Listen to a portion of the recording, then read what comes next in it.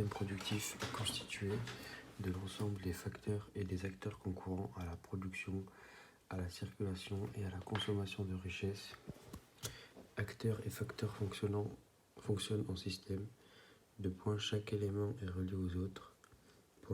Si l'un change, c'est tout le système qui est entraîné dans une dynamique, d'où la notion de synergie. Valeur ajoutée ou VA, richesse créée par les entreprises. Différence entre la valeur des ressources nécessaires à la production, matière première, production de points, matière première, énergie et matière première, énergie, et la valeur des productions de l'entreprise, autrement dit, c'est la différence de valeur entre ce qui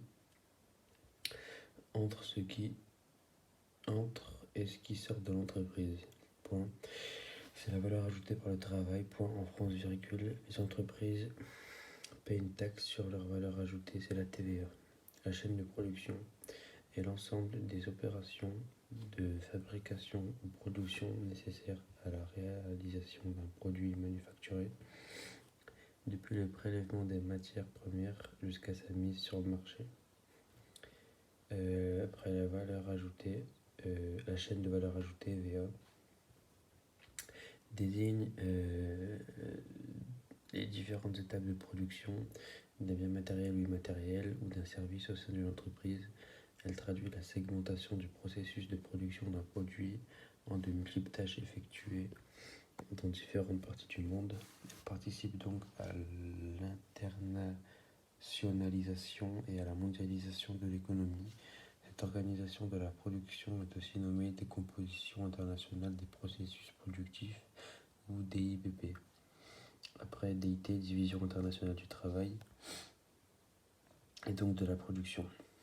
Les espaces/territoires se spécialisent dans une production ou un petit nombre de productions ou dans un type de production pour lequel ils possèdent des avantages comparatifs, c'est-à-dire dans les productions pour lesquelles ils sont plus compétitifs que les territoires /espaces avec lesquels ils sont en concurrence. Par exemple, parce qu'ils possèdent des compétences héritées, la DIT peut se produire entre espace/territoire de même niveau technologie ou bien, en hiérarchisant les tâches, elle peut être verticale et créer ou accentuer les inégalités de richesse et donc de PIB et d'IDH.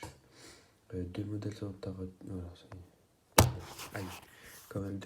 retenir pour expliquer cette hiérarchisation. Les modèles centre-périphérie et la triade constituée des trois pôles de commandement de l'économie mondiale.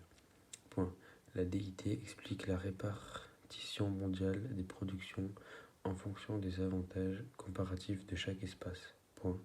Elle génère une augmentation des échanges, c'est-à-dire des flux internationaux.